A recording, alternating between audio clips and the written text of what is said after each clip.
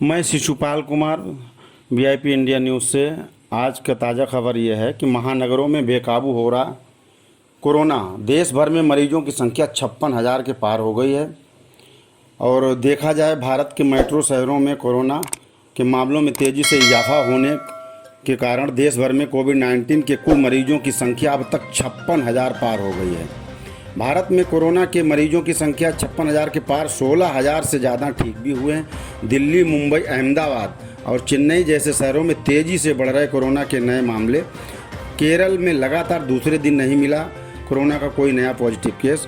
बुधवार को देश में 13 राज्यों में केंद्र शासित प्रदेशों में अभी तक कोई नया केस नहीं आया। सुबह से लेकर गुरुवार तक कोरोना 5,000 से भी ज़्यादा कोरोना के नए मरीज सामने। जान गंवाने वालों की संख्या बढ़कर अब 1,800 के पार पहुंच गई है, जबकि अर्धसैनिक बलों में भी मौतें होने की जानकारी सामने आई। अधिकारियों ने कहा है कि मुंबई अंतर्राष्ट्रीय हवाई अड्डे पर तैनात ISF के 55 वर्षीय हेड कांस्टेबल की कोरोना के कारण मौत हो गई है। BSF के 2 जवानों की भी मौत हुई है।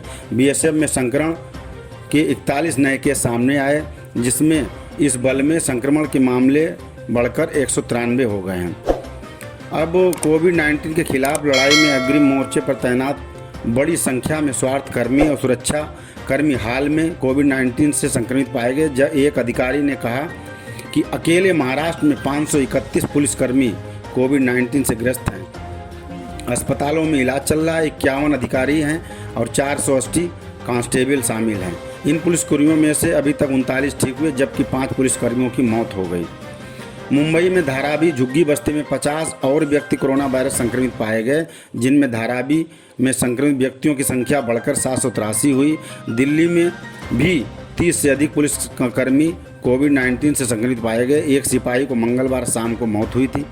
राजधानी में गुरुवार को एक दिन में 448 नए मामले सामने आए। इसके बाद संक्रमितों की संख्या बढ़कर 5,900 हुई थी। इसके अलावा एक व्यक्ति की मौत के बाद मृतकों की संख्या 66 हुई थी। गुजरात में अगर देखा जाए तो 7,000 के पार हो गया है। बुधवार को की रात में नए केस 388 के लगभग सामने आए, जिसमें 275 मामले केवल अहमदाबाद के ज़िले के हैं और इसमें 23 लोगों की मौत हो चुकी है। संक्रमण के मामले में बहुत टॉप पर है महाराष्ट्र और गुजरात। मध्य प्रदेश में संक्रमण के मामले में 3,252 हो गई है। 114 व्यक्ति नए पाए गए हैं। 47 मामले भोपाल से हैं। संक्रमण मामले महाराष्ट्र गुजरात सबसे ऊपर है।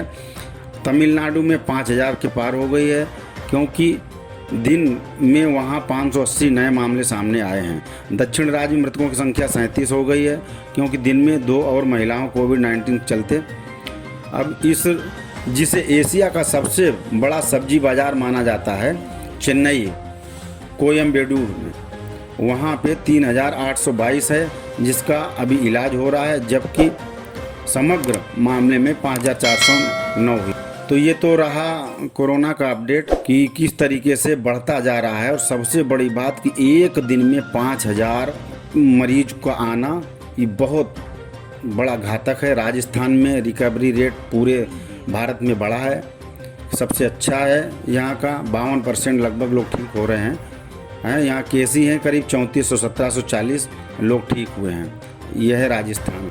वहीं यूपी में कई सप्ताह बाद मरीजों की संख्या में कमी आई है। 52 नए संक्रमितों मरीजों के साथ 3100 को कोरोना अभी है। देश के साथ साथ उत्तर प्रदेश में भी कोरोना मरीजों की संख्या में इजाफा होता जा रहा है। गौतम बुद्ध नगर में 10, अलीगढ़ में 3, झांसी में 3, फिरोजाबाद में 2, हाथरस में 2, सिद्धार्थनगर में 1, बिजनौर में 1 कोरोना संक्रमित मिला है। जिसके बाद प्रदेश में संक्रमित संख्या 3100 हो गई है, जिनमें 1832 सक्रिय हैं। 1,080 लोग पूरी तरह से ठीक होकर अपने घर गए हैं। मऊ और आजमगढ़ ऐसे ज़िले बने हैं जहां एक भी एक्टिव मरीज नहीं है, जबकि चित्रकूट नया ज़िला है, यहाँ 3 मरीज सामने आए। उत्तर प्रदेश में कोरोना वायरस जुड़ा, ये ताज़ा अपडेट है। वहीं आगरा में 11 कोरोना पॉजिटिव मिले हैं गुरुवार को। ज़िले में अब 678 कोरोना संक्रमित पाए गए। आज ही 3 लोगों की मौत हुई। एक ही रिपोर्ट मौत के बाद पॉजिटिव आई है, एक की, और मृतक संख्या 22 हो चुकी है। मेरठ में 10 नए कोरोना संक्रमित। मेरठ में 196 और 56 ठीक होकर अपने घर लौटे हैं। 9 लोगों की मौत हुई। अलीगढ़ में वहीं नए मरीजों की संख्या 4 है। संक्रमित मरीजों की संख्या 54 है। जब तक कोरोना से अभी तक मौत हुई 2।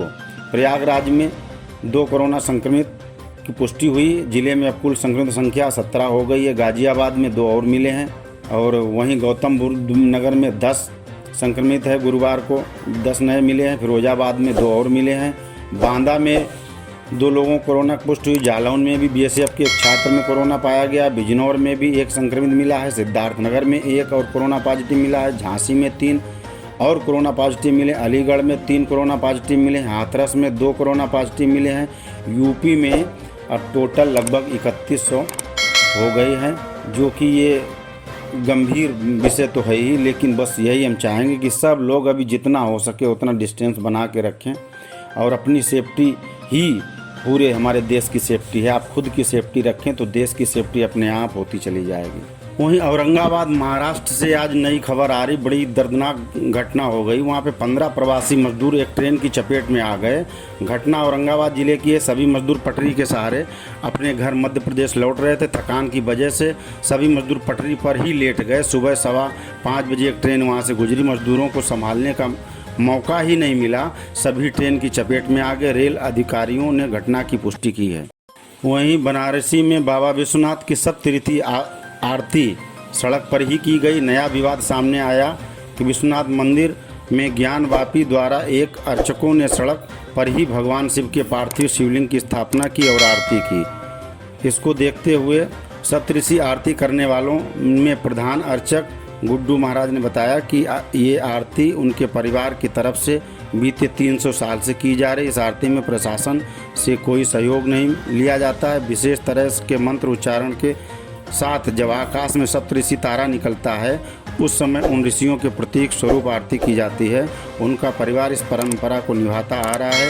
ये विवाद काशी विश्वनाथ मंदिर के बगल में गोपाल मंदिर के गुंबद में क्षतिग्रस्त होने से जुड़ा हुआ। प्रशासन का कहना है कि उक्त मंदिर में गुंबद के टूटने की भ्रामक खबर सप्तऋषि करने वाले अर्चक ने फैलाई। इसके कारण उनके पास निरस्त कर दिए गए और उन्हें मंदिर में प्रवेश करना वर्जित कर दिया। लिहाजा उन्हें आज मंदिर नहीं जाने दिया गया। वहीं विशाखापट्टनम में जो गैस लीक हुई उससे अभी तक 11 मौतें हो चुकी, जबकि 1000 आदमी भर्ती है और इसका असर ऐसे इतना भयावह था कि आपको तस्वीर भी नहीं दिखा सकते हैं कि कितना विचलित कर सकती। 10 मिनट में असर ये दिखाना करते, इसके बाद एकदम सांस थम जाती और किस तरीके से आदमी लकवा मारने जैसी स्थिति हो सकती थी। ये LG पॉलीमर नाम की कंपनी है। इसमें गैस रिसाव हो रहा था। गांव ने चलाया गया रेस्क्यू ऑपरेशन। अब तक 11 लोगों की मौत है। पीएम नरेंद्र मोदी ने भी इसकी मॉनिटरिंग। खतरनाक जहरीली गैस का रात में रिसाव हुआ था। जहरीली गैस के कारण फैक्ट्री से 3 किलोमीटर का पूरा इलाका प्रभावित है। फिलहाल 5 गांव खाली करा लिए गए हैं। सीएम जगन मोहन रेड्डी खुद विशाखापट्टनम पहुंच गए हैं। मृतकों को 1-1 करोड़ रुपए का मुआवजा, हादसे के कारण जान गंवाने पर लोगों के परिजनों को 1-1 करोड़ रुपए का मुआवजा दिया जाएगा। साथ ही पीड़ितों को 10-10 लाख रुपए सहायता राशि इनको मिलेगी। साथ ही पूरे मामले में 5 सदस्यीय कमेटी जांच करेगी। 10 बजे तक रिसाव पर पूरा काबू पाया गया है।